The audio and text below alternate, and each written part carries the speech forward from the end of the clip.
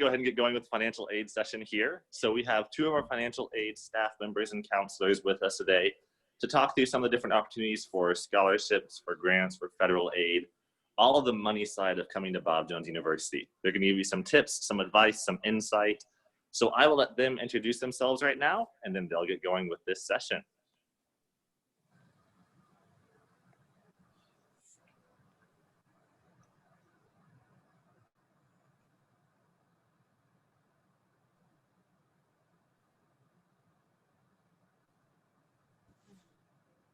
Unmute myself. Hi, I'm Susan Young, and I'm the Director of Financial Aid here at Bob Jones University, and I'm here to talk to you about federal aid and institutional aid. My name is Diana O'Brien, and I'm a financial aid counselor here at Bob Jones University. I'm in my 26th year, and I handle the state merit and need-based scholarships and grants. So we're going to give you an overview of financial aid, and if you have questions, you can post those in the chat, and hopefully we can answer the general questions that you have. If you have specific questions, you're welcome to call our financial aid office, and we'll be glad to answer your questions by phone. So our presentation today is about the financial aid that you need in order to come to Bob Jones University. And hang on just one second. It's not advancing, sorry. There we go. So the big question is, of course, what financial aid is available to you? So let me give you some categories. Everyone, when they think of financial aid, thinks of the free money, the money you don't have to pay back, which sometimes called gift aid. And those are grants and scholarships. And those are the forms of financial aid that everyone wants to get. Generally speaking, there are not enough grants and scholarships to pay your way. So other aid is sometimes necessary, but scholarships, for the most part, refer to merit-based aid, which is primarily based on academics or performance, and they generally require a 3.0 or some other GPA requirement in order to renew those. And they come from a variety of sources, and we'll come back to where those actually can be found. And grants are usually in reference to need-based aid, such as an institutional grant or a state grant, and grants can be renewed with basically a general 2.0 GPA or what's called satisfactory grant, academic progress. The terms scholarships and grants are often used interchangeably, so don't let that confuse you, because it just means that a grant and a scholarship do not have to be repaid. So then there are forms of self-help aid, which often have to be used to make up the difference between your grants and scholarships and the actual cost of attending Bob Jones University or any other school. And the first form that many people think of are student loans. So this is a self-help aid that needs to be repaid. There are federal student loans that you qualify for when you submit a FAFSA that is valid. Parent Plus loans are also federal loans that are available to your parents to borrow on your behalf. And then there are private student or parent loans that can be received through a private lender. And then another form of self-help is employment. We have employment here at Bob Jones University. We actually have 3 employers on campus. You can also be eligible for federal work study. This is something that you qualify for, again, through your FAFSA, and certain jobs on campus are designated as federal work study jobs, and those are partially funded. The hourly wage is partially funded by federal aid. And then institutional employment is Bob Jones University paying your wages for the different jobs, or in the case of our food service, we have a company called Airmark that pays the wages for those jobs. So we'll come back to that in a little bit. So the primary sources of financial aid, those were the types. So the primary sources are federal aid, which is generated by the FAFSA, the free application for federal student aid that you have to submit every year, opens in October and has to be submitted prior to the next academic year. So you have grants, which are the free money, the gift aid, loans, which would need to be paid back. And then if you qualify for federal work study and you're in a federal work study job, you can get that supplement to your wages. State aid, it falls into grants and scholarships, and that's what Diana's going to talk about in a little bit. And then institutional grants and scholarships, private scholarships or loans, and then veterans benefits. So let's talk a little bit about federal aid. So eligibility for the federal aid is established by the FAFSA, the Free Application for Federal Student Aid, and listed there on the screen, you see the primary eligibility points. You have to be a citizen or an eligible non-citizen. You have to have a valid Social Security number. You must be enrolled at the institution where you're receiving the aid as a regular student seeking a degree, and you must maintain satisfactory academic progress. And basically that means you're on track to graduate with a 2.0 GPA. And you must register or be registered for selective service if you are a male. Federal grants include the Pell Grant. That's the most well-known federal grant. The maximum amount that can be awarded for the 2021 academic year is $6,395, and that is if you have a 0 EFC.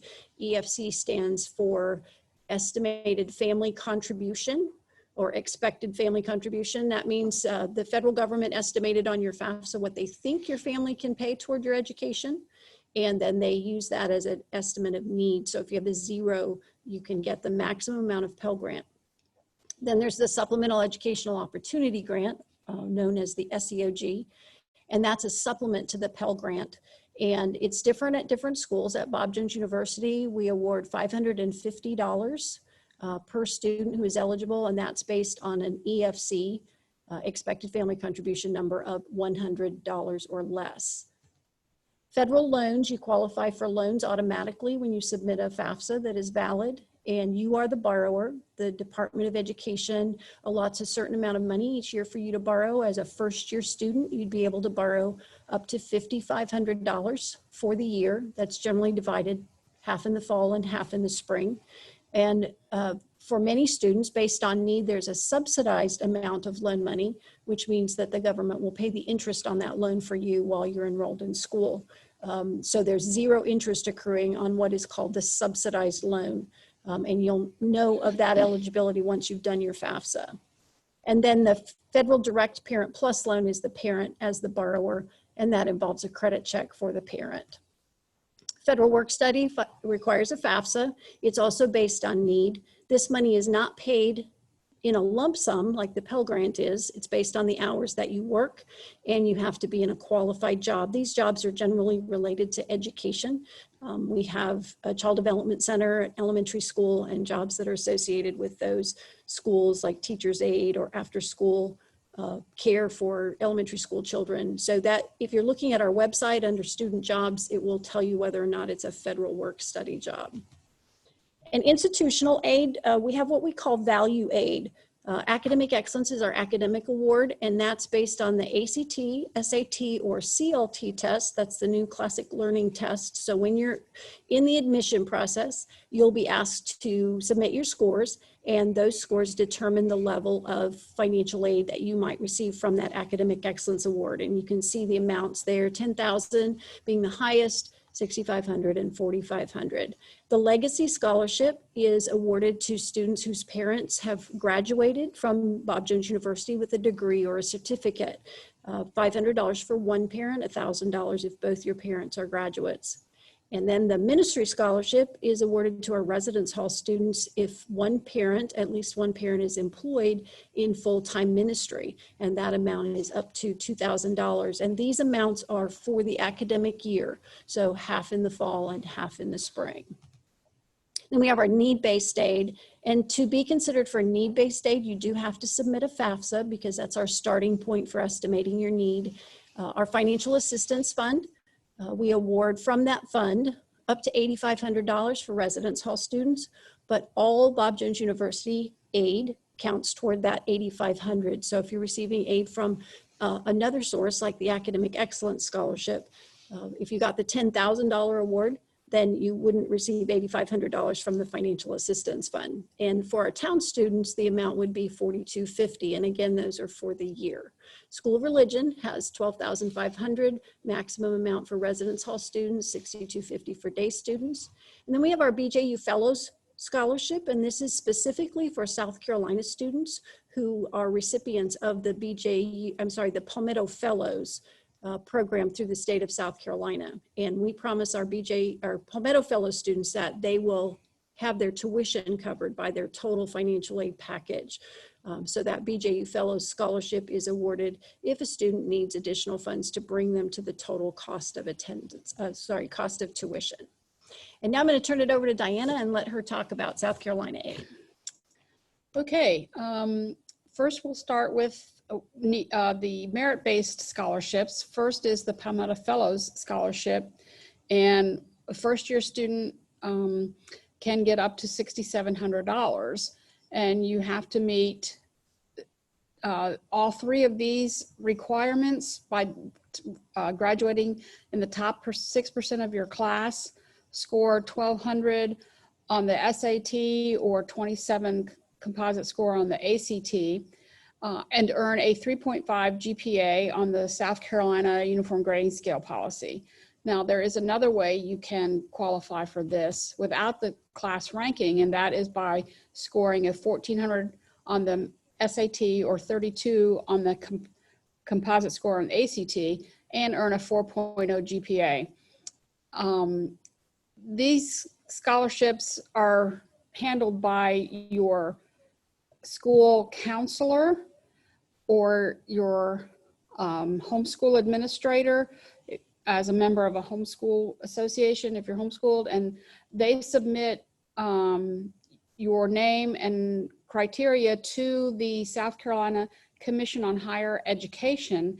And if you meet these qualifications, they'll submit your name to the CHE, and then the CHE, the Commission on Higher Education, will contact you directly, letting you know that you've been submitted as a awardee of this scholarship, and then they require you to submit a form telling them what school you plan to attend.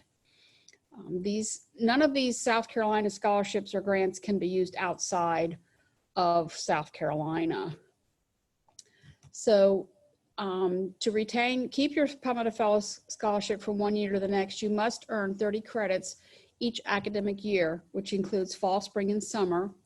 You must be enrolled in at least 12 credit hours per semester and earn a 3.0 GPA at the home institution. And if you take AP classes or CLEP classes before you enroll as a university student, if you dual enroll classes, they do not count toward your credit hour renewal that you need every year. And then there's the Life Scholarship, which is $5,000 for the year. And you must meet 2 of 3 requirements, which is graduating the top 30% of your class, score a minimum of 1,100 on the SAT or 24 on the ACT, and graduate with a minimum 3.0 GPA. Now you can meet any 2 of those 3. There is no application process. We determine your eligibility based on your high school transcript and your grades, and then we do require that you submit a document every year called the Life Hope certification form. And your first year, you must submit documentation confirming your parents' residence in South Carolina. Now, to retain your Life Scholarship, you have to have an average of 30 credits per year. If you earned credits during dual enrollment, those count towards that overall credit hour requirement.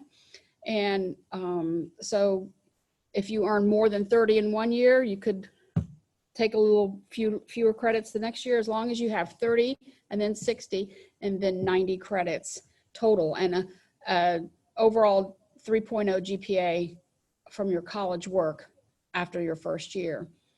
And as I said, those courses that you took while in high school and CLEP courses, they do count for your renewal. Now, the Life Scholarship and Palmetto Fellows have what's called an enhancement for students who are majoring in math and science majors. They increase your Life Scholarship from $5,000 to $7,500 starting your sophomore year, and Palmetto Fellows increases to $10,000 starting your sophomore year, but you must complete 14 hours of math, science, math and science or science classes during your freshman year. If you had some classes that you took dually before you entered college, then they do count towards that requirement for the enhancement. Now, CLEP classes do not count towards enhancement requirements for the Palmetto Fellows. But those anything you took dual enrollment would count towards that requirement.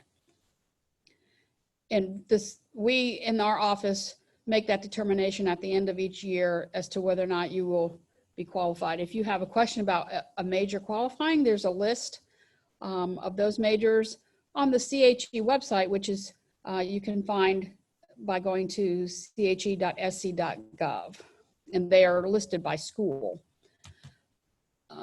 The Hope Scholarship is for a freshman who has a GPA of 3.0 from high school, but does not have one of the other qualifications for getting the life.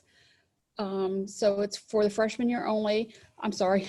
And again, we don't, there's no application, but there is a certification form you must fill out. And you can go on to the Life Scholarship if you have 30 credits after your freshman year and you have a college GPA of 3.0 or higher. That is not renewable.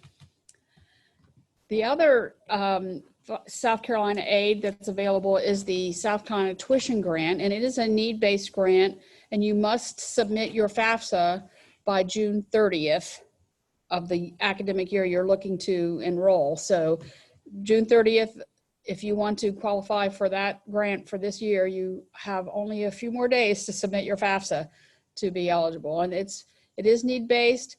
The determination of need is made a little bit differently than it is for the FAFSA. So even if you don't think you'll be eligible for a Pell Grant, you should still fill out the FAFSA if you're a South Carolina resident. Excuse me. So the qualifications for this grant are a little bit easier. You either rank in the top 75% of your class, score a 900 on the SAT, or a 19 on the ACT. And I'm sorry, this is incorrect. They've raised the GPA to 2.75. I forgot about that when we were doing this slide, but you only have to meet one of those. So, and then you have to, if you're enrolled full-time, you have to be enrolled full-time to, which is 12 credit hours in order to receive the grant. And have a cumulative 24 credits for the next year and meet satisfactory academic progress to continue to receive the grant. It's available for a maximum of 8 semesters, not necessarily consecutive, but 8 semesters is the maximum. And the grant for this coming year is set at $3,600.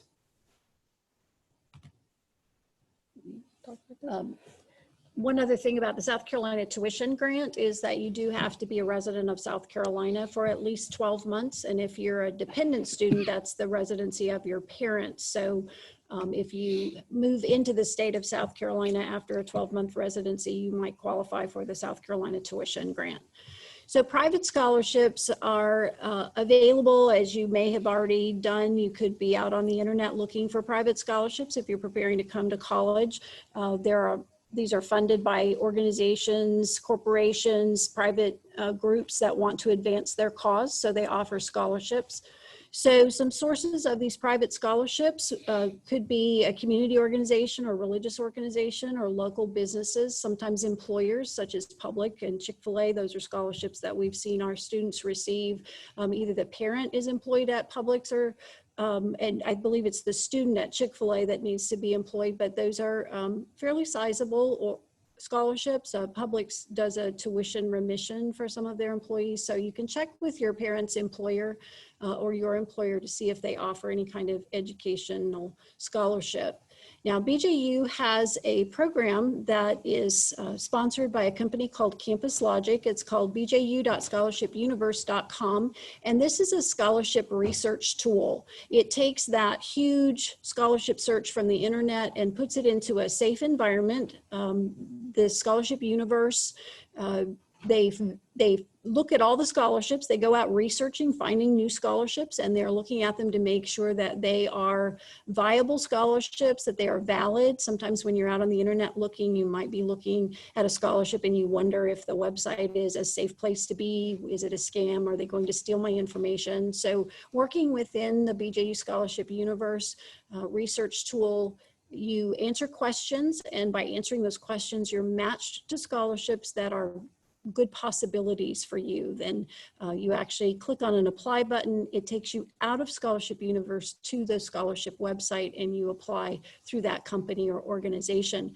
But you know that when you're exiting to go out to fill out that application, you're going to a website that's been reviewed, and it is a valid scholarship. And also the scholarships that you're presented with in Scholarship Universe at any given time are only open scholarships, so you're not wasting time looking at scholarships that are closed if their application deadline has passed. So students who apply to BJU and have been accepted as a student for the upcoming academic year, you'll receive an email that gives you the link to that website so you can go and create an account and start looking for scholarships through the BJU Scholarship Universe.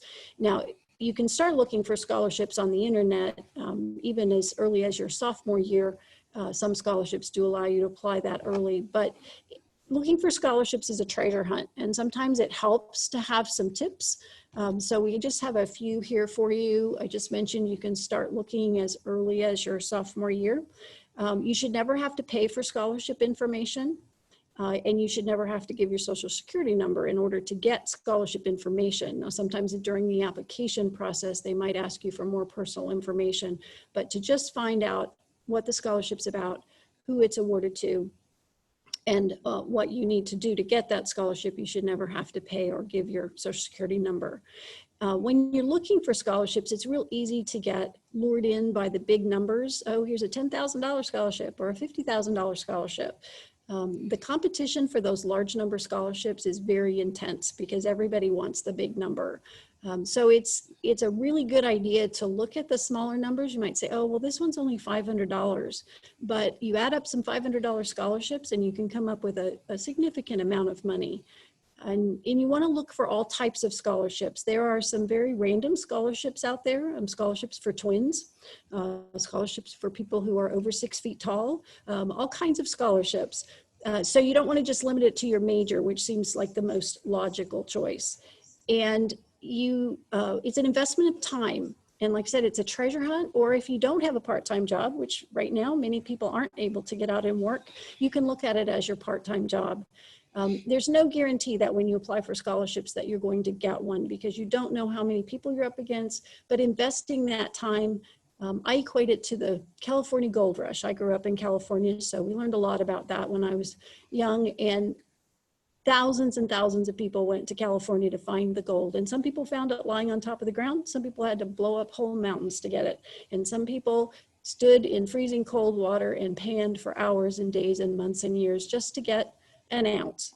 So the investment of time is your choice, but it is a very viable place to look for funding for college. So we recommend particularly our BJU.scholarshipuniverse program to deal with that.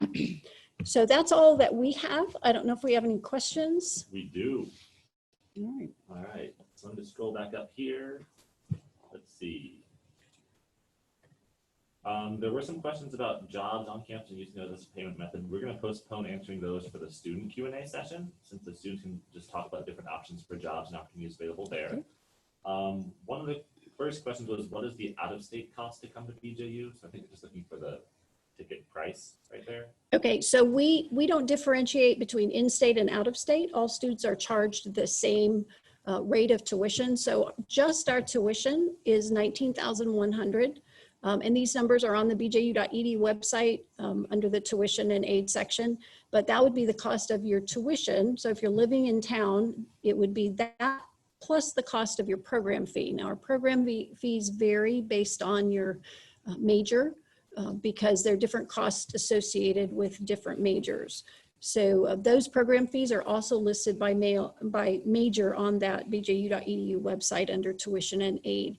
If you're living in the residence hall, the cost of room and board is $8,040 for the year.